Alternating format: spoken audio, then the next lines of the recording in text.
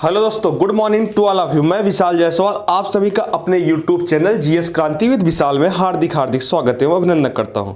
दोस्तों अब हम लोग फ्रांस की क्रांति पढ़ रहे हैं। फ्रांस की क्रांति के अगले चरण में हम लोग आज इंटर करेंगे कि फ्रांस, आपको मैंने बताया था कि फ्रांस की क्रांति की जो स्वरूप है, प्रभाव है, जो परिवर्तन है, वो दो से तीन चरणों में हम उसको ख़त्म करने की कोशिश करेंगे ताकि आपको समझने में कहीं से भी कोई दिक्कत ना आए।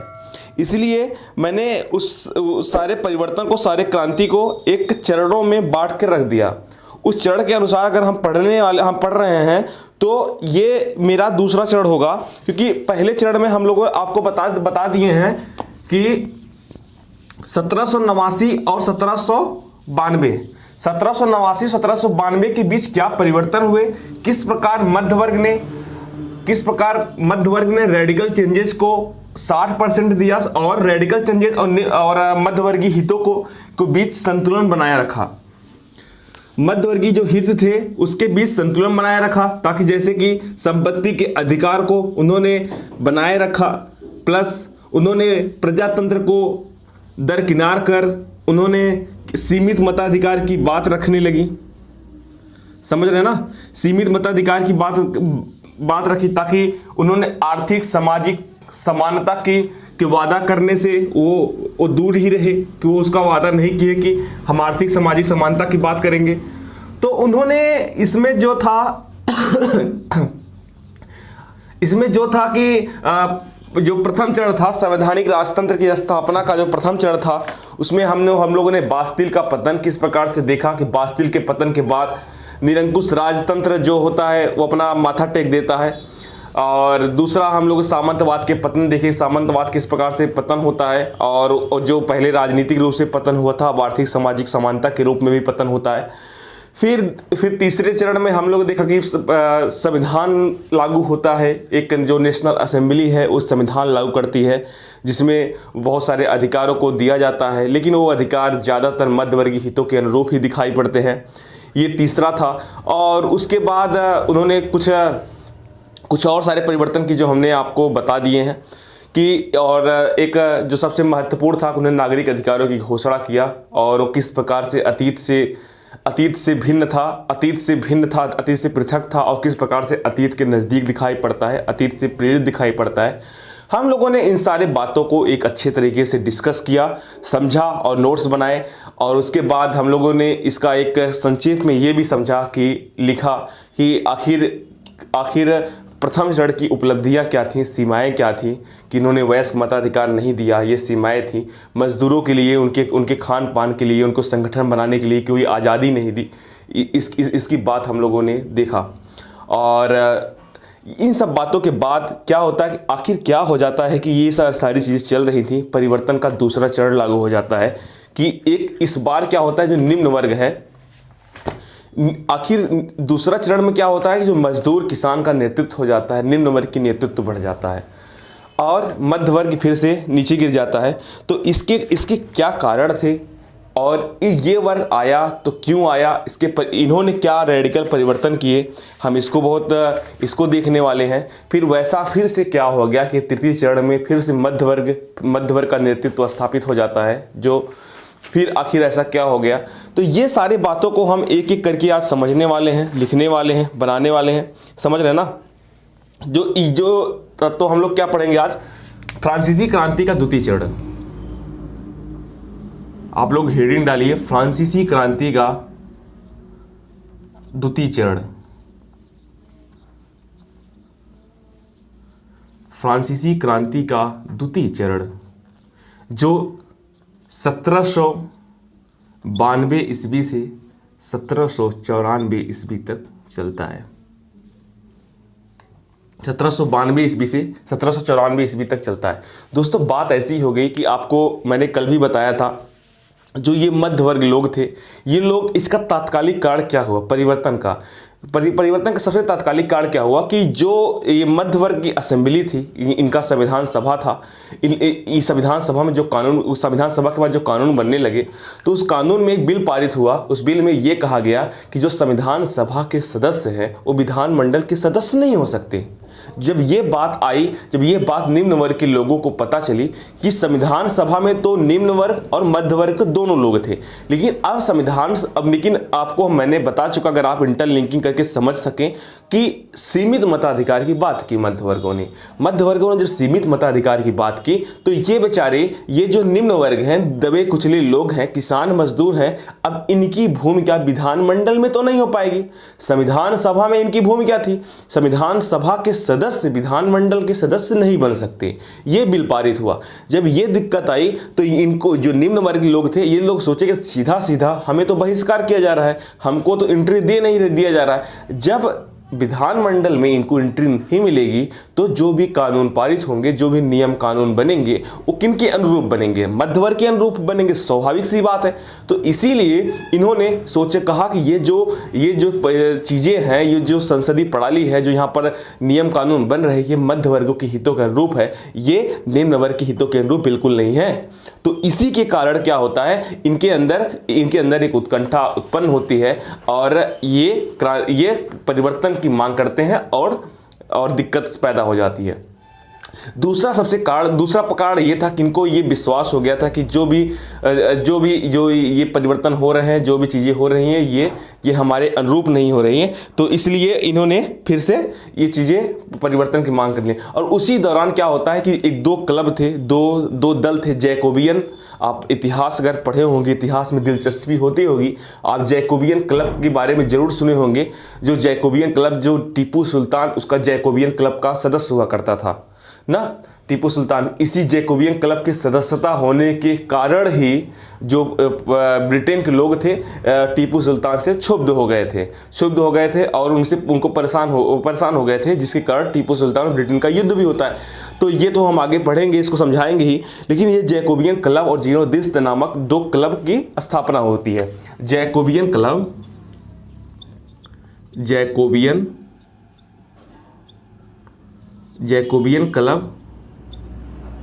और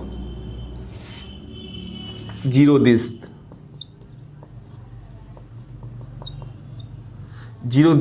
ये दो दल थे।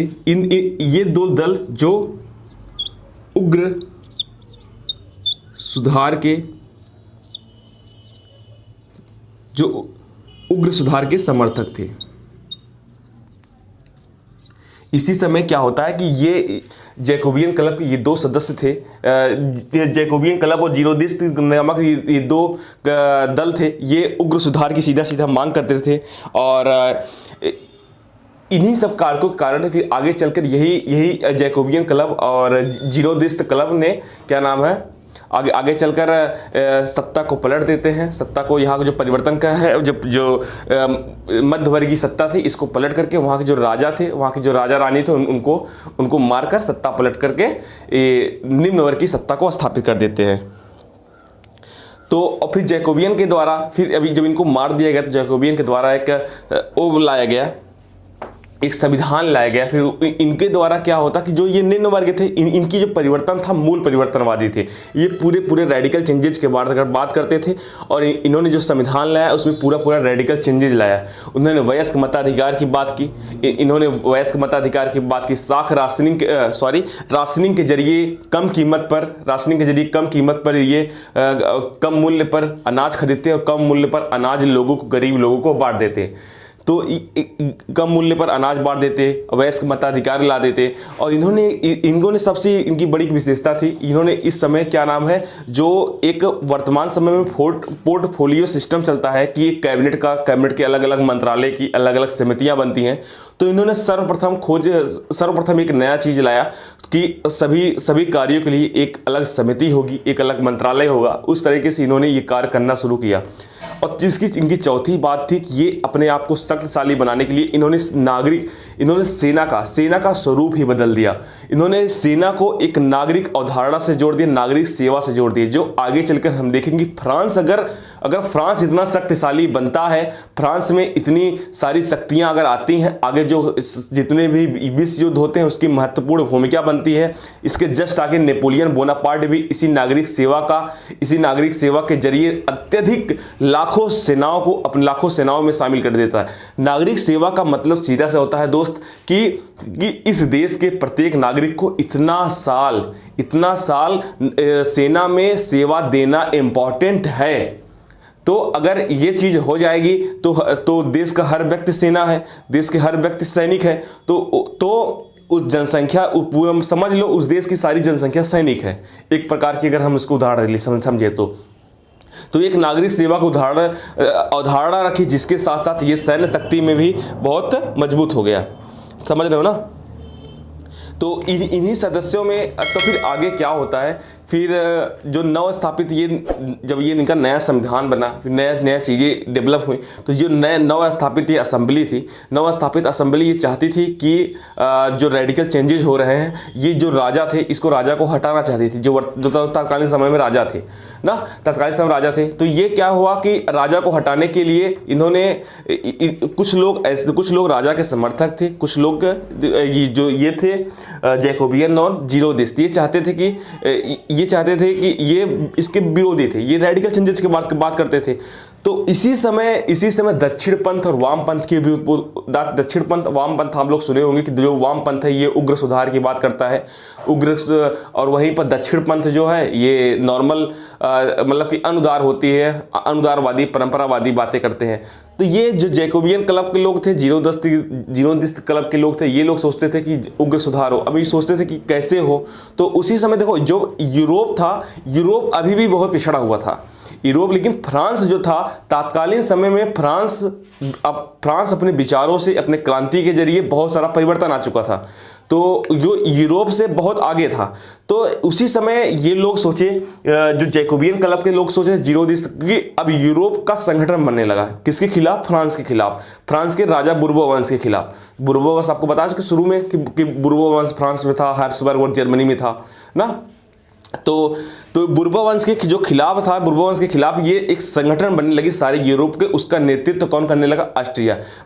अगर उसके शुरुआत की पहलू में हम देखें तो ऐसा प्रतीत होता है कि ये जो दक्षिण जो ये यूरोप के अन्य संगठन देश है ऑस्ट्रिया के, ये आखिरकार ये फ्रांस से निकटता के कारण युद्ध हो रहा है, मतलब कि उसकी सीमा पे है फ्रांस के। आप अगर मैप देखेंगे तो ऑस्ट्रिया उसकी सीमा पे है, तो ऐसा लगेगा कि इसकी निकटता के कारण युद्ध हो रहा है, ताकि इसका जो फ्रांस की सीमा में है इसका हस्तक्षेप हो सके, इसके कुछ राज्य ले सके।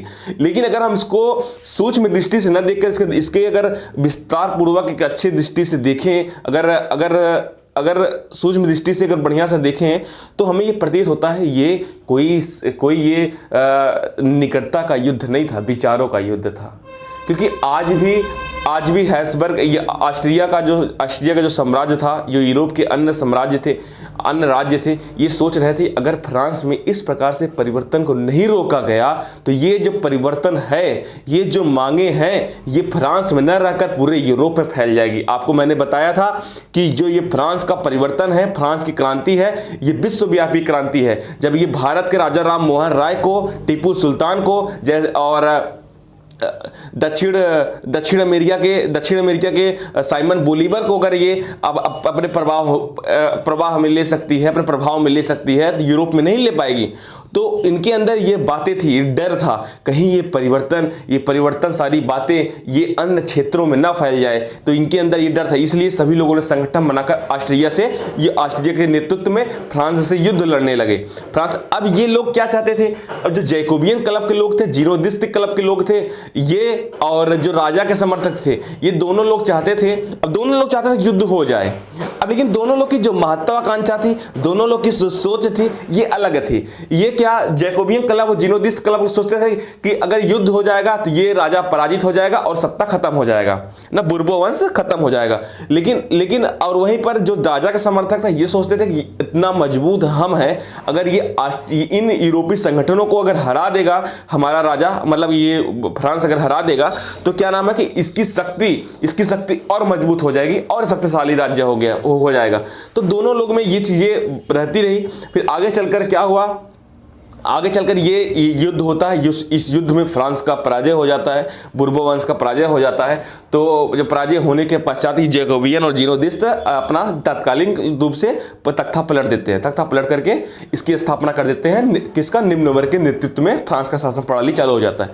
लेकिन अब उसी समय जैकोबियन और जीनोदिस्ट में भी एक टकराहट हो जाती है, क्योंकि जीनोदिस्ट जो था ये कहता था कि क्रांति पूरी हो गई, मतलब मेरा जो मकसद था नेतृत्व लाना वो पूरा हो गया, अब हमें जो परिवर्तन करना है वो परिवर्तन करेंगे अपने तरीके से। लेकिन ये जीनोदिस्ट थे। लेकिन ये जो जैकोबियन क्लब था ये कहता था नहीं, क्रांति कुछ नहीं पूरा, अभी और सारी चीजें परिवर्तन करना। ये उग्र हिंसा पे बल देते थे और सारी चीजें बल देते थे। तो ये सारे इन दोनों के बीच टकराहट हो गई आखिर। लेकिन इनका जो जैकोबियन क्लब था ये बहुत संगठित थे, इनके पास एक अच्छी व्यवस्था थी। तो इसी कारण जीनोदिस्ट बाहर हो गए और जैकोबियन का एक नया मतलब कि जैकोबियन का एक काला कानून के एक मतलब कि गलत तरीके से जैकोबियन की स्थापना हो जाती है, समझ रहे हैं ना। तो जैकोबियन का आतंक के रूप में स्थापना हो जाती है। तो हम आगे फिर देखेंगे कि जैकोबियन शासक क्या थे, जैकोबियन शासक ने क्या क्या। अब जो हम लोगों ने रूसों के सिद्धांतों के आधार पर पढ़े थे कि रॉबस्पियर ने रूसों के समान इच्छा के सिद्धांत पर ही शासन स्थापित कर लिया। अगर एक तरीके से अगर देखें कि जैकोबियन जो था, जो जैकोबियन निम्न वर्ग के लोग थे, इन्होंने इतनी उग्र हिंसा किया, इतना हिंसा किया कि अंततः अगर वहाँ के रिपोर्ट जो बताती है कि उसमें निम्न वर्ग ज़्यादा से ज़्यादा लोग मारे गए। एक तरह से देखा जाए उन्होंने प्रजातंत्र के नाम पर तानाशाह का स्थापना कर दिया। रूसों के समान इच्छा के सिद्धांत पर उन्होंने आपको बताया था कि हमने बताया था रूसों को समान इच्छा तो यही है कि अगर सब लोग समान इच्छा के मतलब नहीं समझ पा रहे हैं तो एक व्यक्ति की इच्छा ही समान इच्छा हो जाएगी। तो उसी को इन्हें रॉबस्पियर ने, जो जैकोबियन के सदस्य थे, इन्होंने ही इसको समझकर अपने आप को वहां का राजा, वहां का शासक साबित कर दिया। तो इन्होंने इस प्रकार से उग्र हिंसा की चीजें परिवर्तन लाई कि वहां की जनता फिर से त्रस्त हो गई और फिर से उन्होंने मध्य वर्ग की बातें कर, मतलब कि अनुदारवादी लोगों को लाना चाहती थी। तो ये दिक्कत हो गई। अब हम आगे फिर देखेंगे कि क्या क्या जैकोबियन क्लब ने क्या परिवर्तन दिए और क्या उनकी सीमाएं थी, वो आखिर भी जैकोबियन क्लब को क्यों हटना पड़ा, उसको हम करके देखने वाले हैं। आप एक एक करके इसको लिख लीजिए। दूसरे चरण को लिखिए, क्रांति का द्वितीय चरण। हिरण डालिए, क्रांति का द्वितीय चरण 1792 से 1794। 1792 से 1794। इस चरण में एक बड़ा बदलाव देखने को मिलता है। क्रांति पर निम्न वर्ग व पेरिस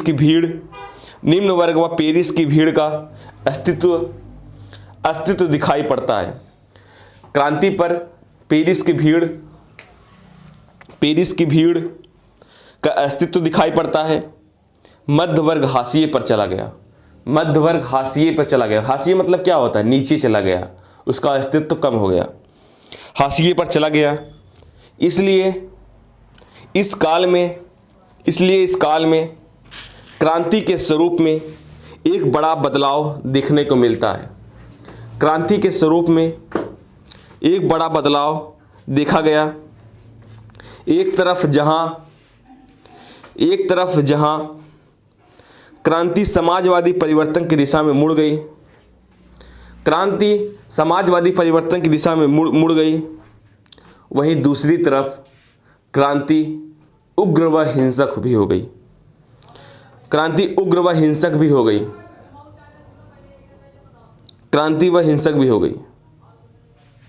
अब हिंट डालिए, क्रांति निम्न वर्ग के पक्ष में क्यों मुड़ी। दूसरा पॉइंट है, क्रांति निम्न वर्ग के पक्ष में क्यों मुड़ी। इसका भी तो हमें पता होना चाहिए, क्योंकि अगर मध्य वर्ग था तो निम्न वर्ग के पक्ष में क्यों मुड़ी। निम्न वर्ग के पक्ष में क्यों मुड़ी, क्रांति निम्न वर्ग के पक्ष में क्यों मुड़ी। पहला लिखिए, संविधान सभा ने एक प्रस्ताव लाया था जिसके अनुसार संविधान सभा का सदस्य भावी विधानमंडल का सदस्य नहीं हो सकता। संविधान सभा का सदस्य भावी विधानमंडल का सदस्य नहीं हो सकता। अतः क्रांति ने उन तत्वों को खो दिया जो 1789 और 1791 में संतुलन बनाए रखने की उत्तरदायी थे। आपको बताया कि जो प्रथम चरण था उसमें संतुलन बनाया गया था, लेकिन इसमें जो ये चीज़ लाई गई, ये संविधान सभा में जो चीज़ें लाई गई, इससे सीधा सीधा मालूम हुआ कि उसका भी संतुलन बनाने रखने का उसने क्रांति का जो मूल उद्देश्य था खो दिया। दूसरा पॉइंट लिखिए, निम्न वर्ग का मध्यवर्गीय नेतृत्व से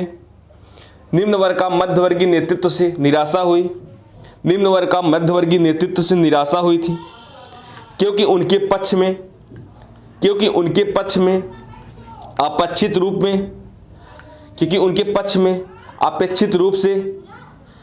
अपेक्षित रूप से कार्य नहीं हुए।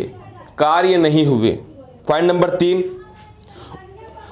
उसी समय था जब जैकोबियन और ज़ेरोदिस्त नामक दो दलों का उद्भव हुआ जो क्रांति को और उग्र सुधार की ओर ले जाना चाहते थे। नीचे से लिखियो, उपयुक्त कारकों ने क्रांति को नवीन दिशा दी। 1 अगस्त 1792 में लोगों की भीड़ ने राजमहल पर हमला कर दिया तथा सुरक्षा गार्डों को मारकर रानी को बंदी बना लिया। फिर ज़ीरोदिस्त व जैकोबियन के द्वारा एक नया संविधान लाया गया। इसमें सार्वजनिक वयस्क मताधिकार को स्वीकार किया गया। इसके आधार पर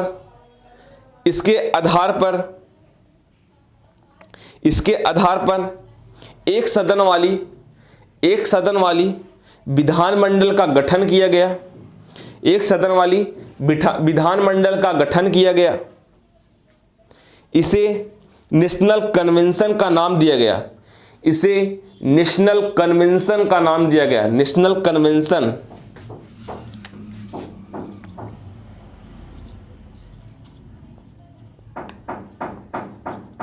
नेशनल कन्वेंशन का नाम दिया गया। फिर कार्यपालिका शक्ति विभिन्न समितियों में निहित कर दी गई। जो कार्यपालिका शक्ति थी पोर्टफोलियो सिस्टम के द्वारा विभिन्न समितियों में अलग अलग करके निहित कर दी गई। इसे फ्रांस की क्रांति के इतिहास में द्वितीय क्रांति की संज्ञा दी गई। नीचे से लिखो, द्वितीय क्रांति की संख्या दी गई। नवस्थापित नेशनल कन्वेंशन ने दो समूहों में विभाजित था।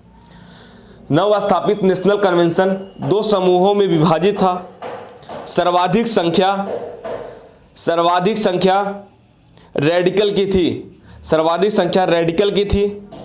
इनमें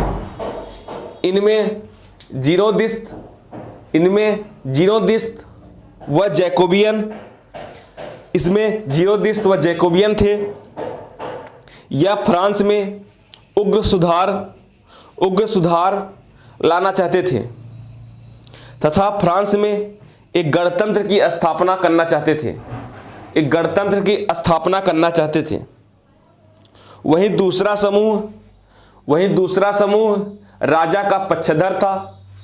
वहीं दूसरा समूह राजा का पक्षधर था, जो परिवर्तन विरोधी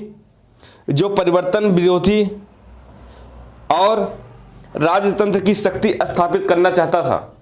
जो परिवर्तन विरोधी और राजतंत्र की शक्ति स्थापित करना चाहता था। नेशनल कन्वेंशन, नीचे लिखो, नेशनल कन्वेंशन से वामपंथ और दक्षिणपंथ जैसे शब्द निकल कर आते हैं। नेशनल कन्वेंशन से वामपंथ और दक्षिणपंथ जैसे शब्द निकल कर आते हैं।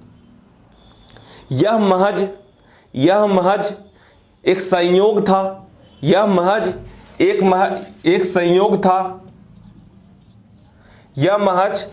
एक संयोग था कि जो अध्यक्ष के बाएं तरफ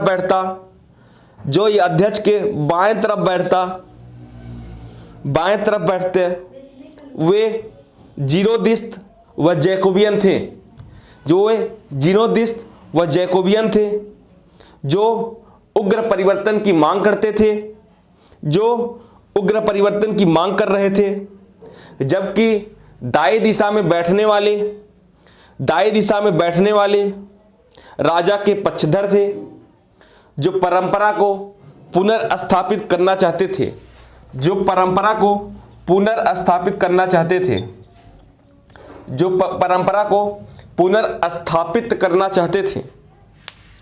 यहीं से वामपंथ व दक्षिणपंथ शब्द निकले।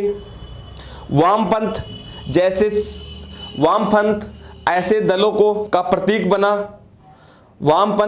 दलों का प्रतीक बना जो उग्र परिवर्तन का पुजारी था। वहीं दक्षिणपंथ अनुदारवादी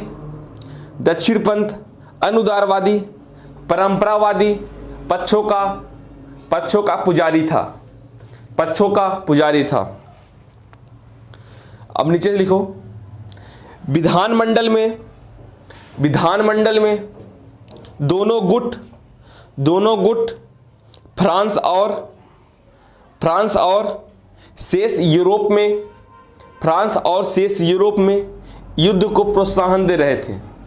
आपको पता है ना, ये दोनों गुट प्रोत्साहन दे रहे थे। एक गुट सोच रहा था कि अगर फ्रांस का शासक जीत जाएगा तो उसकी शक्तियां बढ़ जाएगी। दूसरा सोच रहा था जैकोबियन जीरोदिस्त वाला कि इन दोनों ये पूरे यूरोप संगठित होकर इसको हरा देंगे तो ये हम बाहर हो जाएंगे, इसके शासन स्थाप खत्म हो जाएगा, तो यहाँ पर निम्न वर्ग का नेतृत्व हो जाएगा। विधानमंडल में दोनों गुट फ्रांस और शेष यूरोप से युद्ध को प्रोत्साहन दे रहे थे। रेडिकल तत्वों का मतलब जैकोबियन तत्वों का, रेडिकल तत्वों का मानना था कि युद्ध की स्थिति का फायदा उठाकर राजतंत्र के पद को समाप्त किया जा सकता था।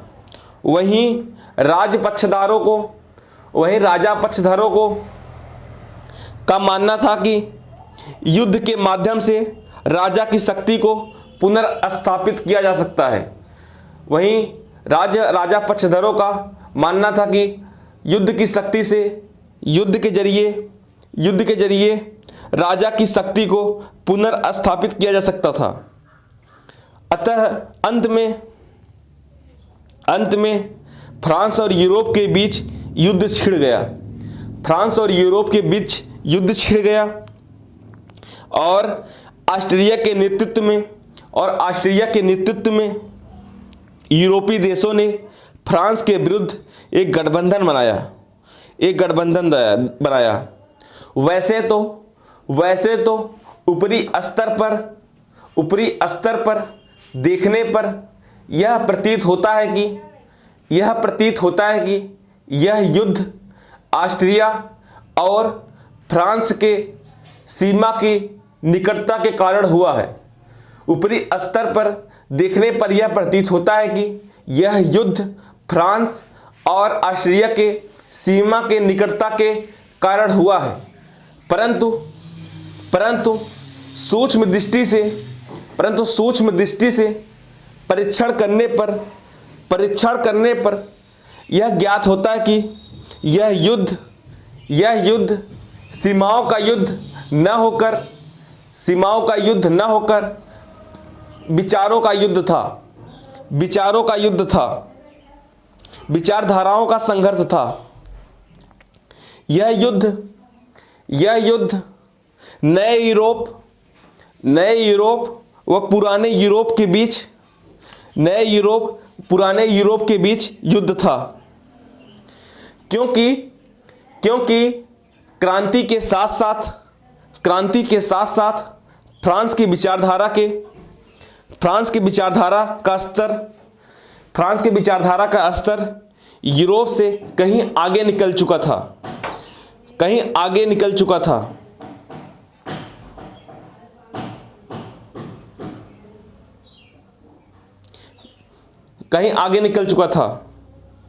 फिर जैसा कि डेविड थॉमसन मानते हैं कि फ्रांस में जो क्रांति थी उसने यूरोप में एक युद्ध का रूप ले लिया तथा इस युद्ध के माध्यम से यूरोप में भी क्रांति आ गई। कि सबसे बड़ा डर यूरोप लोगों को यही था कि फ्रांस में ये विचारधाराएं जो परिवर्तन हो रही हैं ये यहीं सीमाओं तक सीमित नहीं रहेंगी। अगर ये परिवर्तन होगा ये तो पूरे यूरोप में हो जाएगा। इसलिए वो फ्रांस में दबाना चाहते थे, फ्रांस के परिवर्तन को रोकना चाहते थे ताकि यूरोप में ये परिवर्तन ना हो, क्योंकि ये यूरोप के विचारधाराओं से बहुत आगे निकल चुका था। यहाँ पर मताधिकार दे दिया गया था, यहाँ पर संवैधानिक राजतंत्र स्थापना हो गया था ना, यहाँ पर संपत्ति के अधिकार को दे दिया गया था। ये सारी बातें जो थी, ये जो कानून बन रहे थे, ये चीजें इनको लग नहीं रहा था, इनको हजम नहीं हो रहा था, समझ रहे हो ना, इसलिए ये दिक्कत पैदा हो गई। नीचे से लिखो, युद्ध की स्थिति का लाभ उठाकर जैकोबियन व जीरोदिस्त ने राजतंत्र को समाप्त कर दिया। सितंबर 1792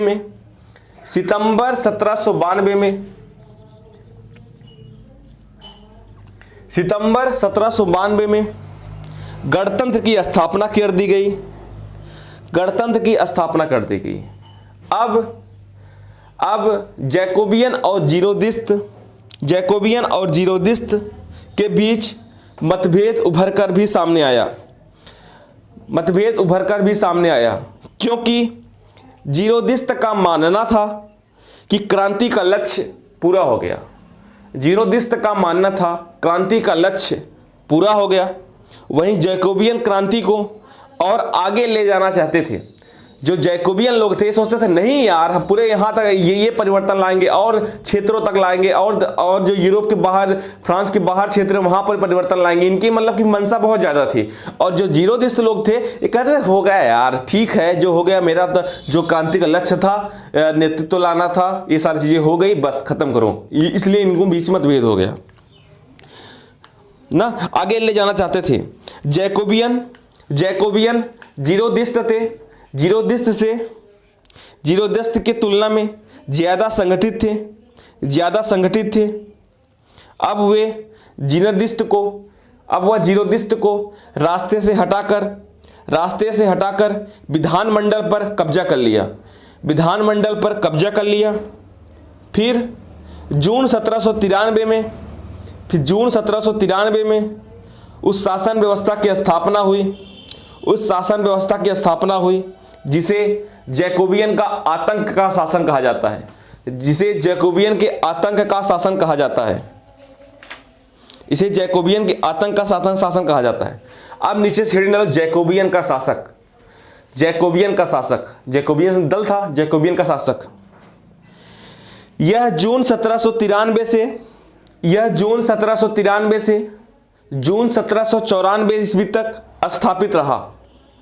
यह जून 1793 से जून 1794 ईस्वी तक स्थापित रहा। आरंभ में इस शासन व्यवस्था के संचालन में आरंभ में इस शासन व्यवस्था के संचालन में पूर्वतः दाते दाते दाते दाते व रॉबिस्पियर जैसे नेता जुड़ गए, रॉबिस्पियर जैसे नेता जुड़ गए थे। परंतु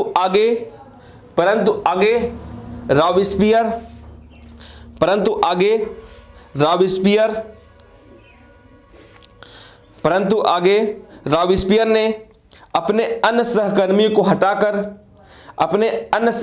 को हटाकर व्यक्ति का शासन स्थापित कर लिया। दिलचस्प तथ्य यह है कि नीचे से लिखो, दिलचस्प तथ्य यह है कि यह तानाशाही व्यवस्था रूसों की समान इच्छा के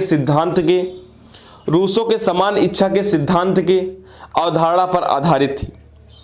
रूसों के समान इच्छा के सिद्धांत के अवधारणा पर आधारित था। इस व्यवस्था में कुछ संस्थागत आधार भी थे, यथा मतलब जैसे सार्वजनिक सुरक्षा समिति, लोकसभा समिति तथा क्रांतिकारी न्यायाधिकरण में किसी व्यक्ति पर शीघ्रता से मुकदमा चलाकर मृत्युदंड दिया गया था। मतलब इन्होंने अलग अलग समितियां बना दी, और जिस लिए एक क्रांति का मूल क्या था कि नेतृत्व लाया जाएगा, निम्न वर्ग के कार्यों को किया जाएगा। लेकिन इसमें सबसे बड़ा दिक्कत यही हो जाती है कि इनकी इतनी उग्र हिंसा, आपको बता दे कोई व्यक्ति कितना भी कुछ भी हो, लेकिन वह ज्यादा दिन तक हिंसा को बर्दाश्त नहीं कर सकता। वह चाहेगा परिवर्तन हो, आज हिंसा हो, लेकिन वह अपने दीर्घकालिक समय, अल्पकालिक हिंसा को हर कोई बर्दाश्त कर सकता है, लेकिन दीर्घकालिक हिंसा को कोई नहीं बर्दाश्त कर सकता। अब कहोगे पूरी जिंदगी हम मारपीट करेंगे, नहीं कर पाएंगे। जब तक जवानी है 18 से 22-25 तक मारपीट किए, इधर उधर मस्ती किए, घूमे टहले, चाहे जो किए, लेकिन एक सीमा के बाद, एक उम्र के बाद आपको इन सारी बातों को, इन सारी चीजों को आप इससे दरकिनार करने लगोगे। खुद आपको किसी को कहना नहीं पड़ेगा। शुरू में मम्मी पापा कहेंगे कि नहीं यहां झगड़ा मत करो, इनसे बचो, ये करो, आपको कुछ नहीं समझ में आए, क्योंकि आपकी जवानी उबाल मार रही होगी। लेकिन जब आपकी उम्र ढलेगी 25 के बाद, 30 के बाद, आप इन सारी चीजों से हट जाओगे। तो वही बात आती है जैकोबियन क्लब में। ये लोग उग्र हिंसा की बात तो करते हैं, लेकिन उग्र हिंसा इनकी जो अधिकतम सीमा तक रहती है, वहां फ्रांस की जनता जो थी बर्दाश्त नहीं कर पाती वो परिवर्तन को, इस उग्र हिंसा। क्योंकि सबसे ज्यादा निम्न, आपकी सबसे बड़ा तथ्य यही है कि इनके इस शासनकाल में सबसे ज्यादा निम्न वर्ग के लोग मारे गए। इसका क्या मतलब हुआ? निम्न वर्ग के लोग मारे गए, तो इसका सीधा सीधा गलत इंपैक्ट पड़ गया। समझ रहे हैं ना? अब डालो जैकोबियन की उपलब्धियां।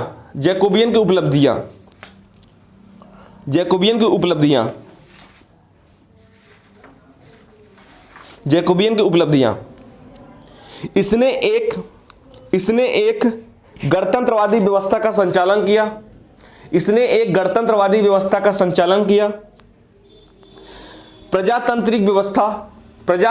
दूसरा पॉइंट, प्रजातांत्रिक व्यवस्था कोष्टक में वयस्क मताधिकार को लागू किया। इसने, तीसरा पॉइंट, इसने वामपंथी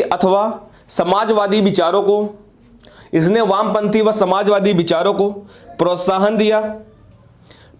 दिया तथा कार्य व भोजन के अधिकार को स्वीकृति दी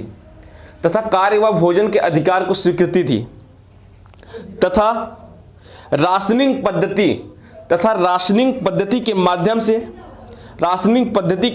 से कम कीमत पर लोगों को अनाज उपलब्ध कराए। इस बात को भी समझना है कि राशनिंग पद्धति क्या होती है।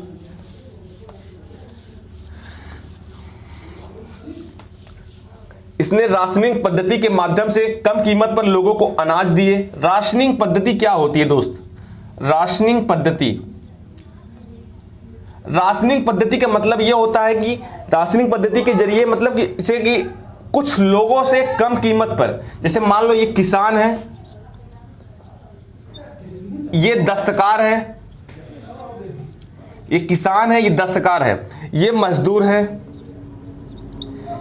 अब क्या हुआ, अब किसान, दस्तकार और मजदूर, इनसे क्या होगा कि इनसे ये कम दामों में, जैसे कि ये अनाज मार्केट में 10 रुपए किलो बेचते हैं, मार्केट रेट है 10 रुपए किलो, इनसे कहेंगे नहीं बेटा तुम 8 रुपए किलो मुझे चाहिए, 8 रुपए किलो मुझे अनाज चाहिए। इनसे ये 8 रुपए किलो अनाज लेके इनको ये 6 रुपए किलो अनाज दे देगा। ये राशनिंग पद्धति हो गई। लेकिन यही चीज आप मतलब कि जो दस्तकार हैं, जो बड़े लोग हैं, उनसे आप कम कीमत पर लेकर आप, जैसे वर्तमान में सार्वजनिक वितरण प्रणाली है, सार्वजनिक वितरण प्रणाली है, लेकिन यहां पर ये पीडीएस सिस्टम में होता है कि सरकार एक न्यूनतम समर्थन मूल्य के जरिए रेट ले लेती है। वो राशनिंग पद्धति उसको नहीं कर सकते, लेकिन ये है इनसे कम कीमत पर लेकर इनको भी कम कीमत पर दिया जाएगा। तो ये बातें अच्छी बातें हैं, ठीक है भाई, इनके पास ज्यादा है, लेकिन यही चीज जो ये निम्न वर्ग है, क्योंकि ये किसान, दस्तकार भी तो निम्न वर्ग के अंतर्गत, तीसरे थर्ड स्टेट के अंतर्गत आते हैं, थर्ड स्टेट के अंतर्गत ये भी आते हैं। तो अंत में क्या हो जाएगा कि इनके बीच टकराहट बढ़ जाएगी, इनके बीच एक भिन्नता आ जाएगी। जो ये किसान निम्न वर्ग में जो एकता थी, इनके बीच ये टकराहट ये बढ़ जाएगा कि निम्न किसान और उच्च किसान। तो यही अंततः क्या होता है, ये राशनिंग पद्धति ही कहीं न कहीं एक कारण बन जाता है इस चरण की समाप्ति का, जैकोबियन शासक की समाप्ति का, जैकोबियन शासक के अंत का। समझ रहे हैं ना कि राशनिंग पद्धति क्या होता है कि वहां से कम कीमत पर लेकर यहां पर भी कम कीमत पर लोगों को भोजन देना, अनाज देना, ये होती है राशनिंग पद्धति। समझ रहे हैं ना आप। जैकोबियन शासक के अंतर्गत ही, जैकोबियन शासक के अंतर्गत ही भर्ती की पद्धतियां लागू की गई। जैकोबियन शासक के अंतर्गत ही भर्ती की सैन्य भर्ती की प्रक्रिया भी लागू की गई, सैन्य भर्ती की प्रक्रिया लागू की गई। इसने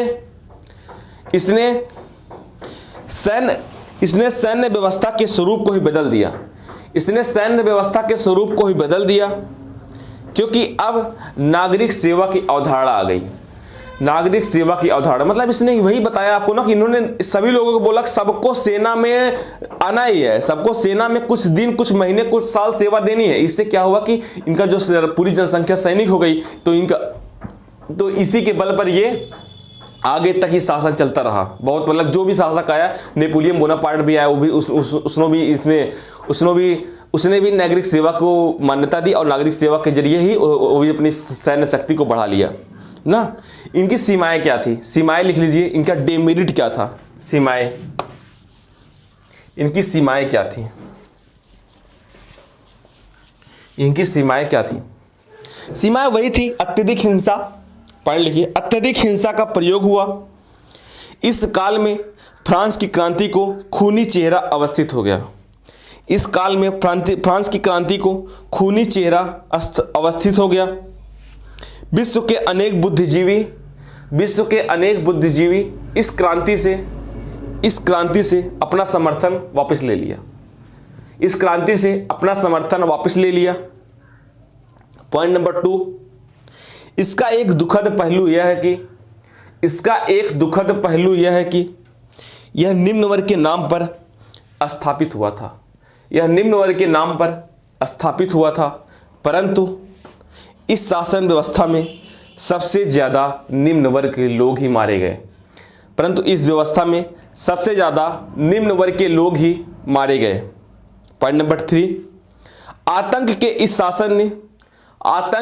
शासन ने गणतंत्र एवं प्रजातंत्र, गणतंत्र व प्रजातंत्र दोनों की ही छवि खराब कर दी, दोनों की ही छवि खराब कर दी। इसलिए एक लंबे समय तक लोग फ्रांस में गणतंत्र और प्रजातंत्र से डरते रहे। मतलब कि एक छवि खराब कर दी गणतंत्र के नाम पर, प्रजातंत्र के नाम पर। यहाँ पर लेकिन इतना हिंसा हुआ, इतना मारकाट हुआ, लोग गणतंत्र के नाम से ही डरने लगे। समझ रहे ना, लोग फ्रांस में गणतंत्र और प्रजातंत्र से डरने लगे। अब लिखियो जैकोबियन शासन का अंत, जैकोबियन शासन का अंत। अंत में अंत में रॉबेस्पियर की तानाशाही सरकार के प्रति प्रतिक्रिया हुई तथा इस सरकार का जून 1794 में पतन हो गया। इसे फ्रांस के इतिहास में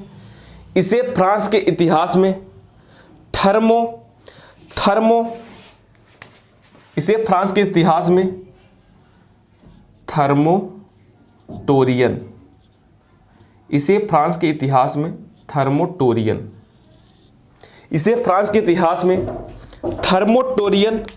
प्रतिक्रिया के नाम से जाना जाता है। फ्रांस में थर्मोटोरियन प्रतिक्रिया के नाम से जाना जाता है क्योंकि यह फ्रांसीसी कैलेंडर थर्मोटोरियन, ये थर्मोटोरियन है ना, फ्रांसीसी कैलेंडर है। यह फ्रांसीसी कैलेंडर थर्मोटोरियन के 9वें दिन घटित हुआ था ना। अब हेडिंग डालिए, नया चरण है, तीसरा चरण डालो हेडिंग, तीसरा चरण। ये हो गया आपका दूसरा चरण। पहला चरण हो गया, दूसरा चरण हो गया। हम तीसरा चरण आज पढ़ाएंगे। चौथा चरण नेपोलियन बोनापार्ट के बारे में, क्योंकि वो लंबा वीडियो हो जाएगा, कम से कम वो 1.5 घंटे का वीडियो हो जाएगा, तो ज़्यादा लंबा वीडियो ना खींचे, इसी वजह से मैं तीसरा चरण तक आज पढ़ाऊंगा। फिर उसके बाद जो कल का मेरा होगा वो मैं पूरा नेपोलियन बोनापार्ट को ही पढ़ाऊंगा। तीसरा चरण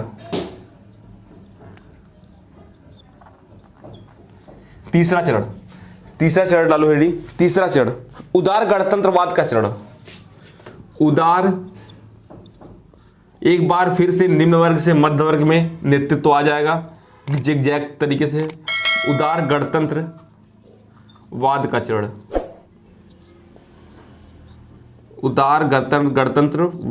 1794 से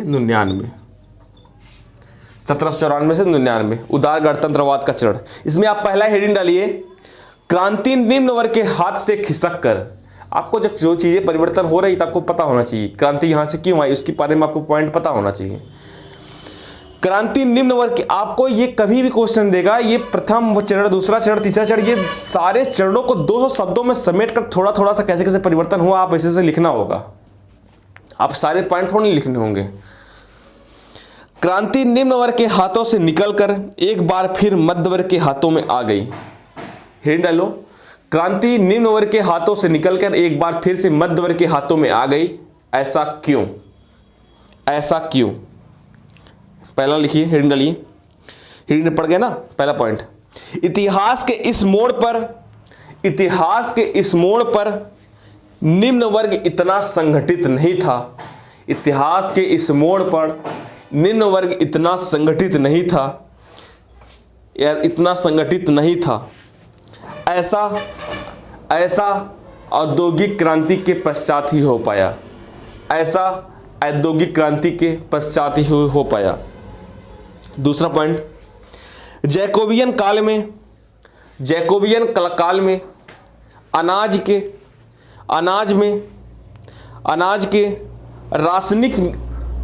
राशनिंग के मुद्दे पर एवं निम्न वर्ग में राशनिंग के मुद्दे पर किसान दस्तकार व निम्न किसान के प्रति के बीच फूट पड़ गई। इसके तहत फ्रांस के किसानों पर कम मूल्य पर अनाज बेचने के लिए दबाव डाला गया था। अतः फ्रांस के किसान व दस्तकार के बीच मतभेद हो गया। इसलिए रॉबेस्पियर की सरकार गिर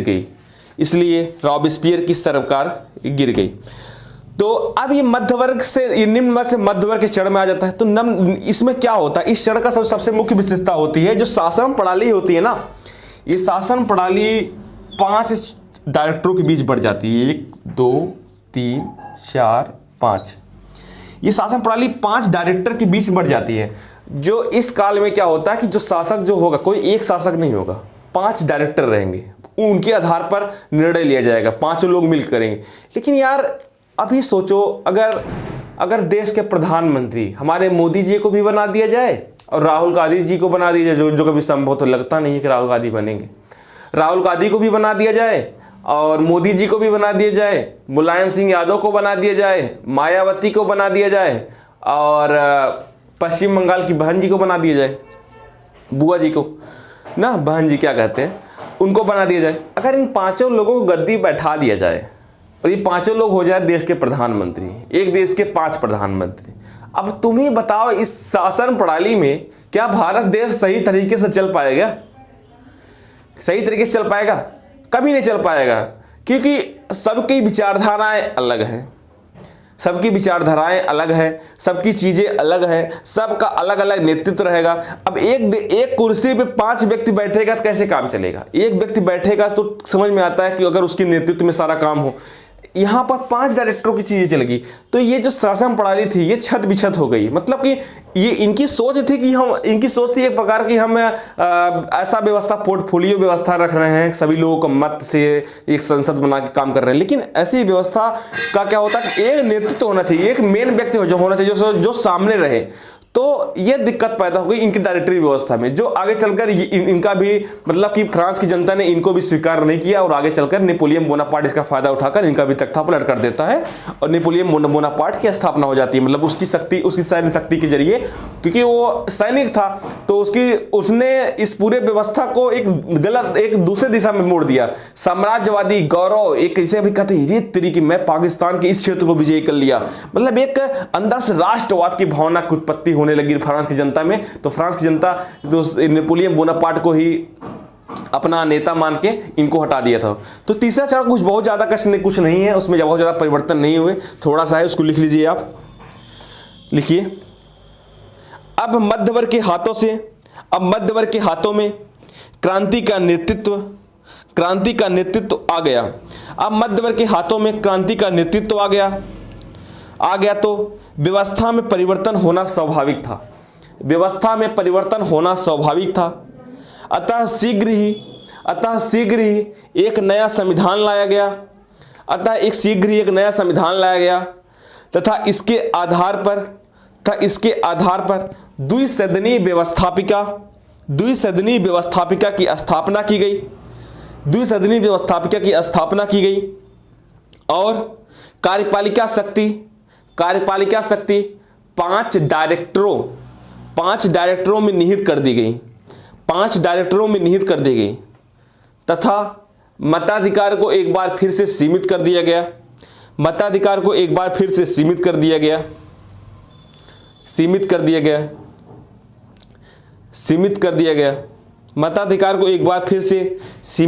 गया। 2 सदनों वाली व्यवस्थापिका और डायरेक्टरी का शासन स्थापित करने के पीछे का उद्देश्य था एक राजनीतिक दल के प्रभाव को रोकना, परंतु इस कारण एक व्यक्ति का महत्व बढ़ता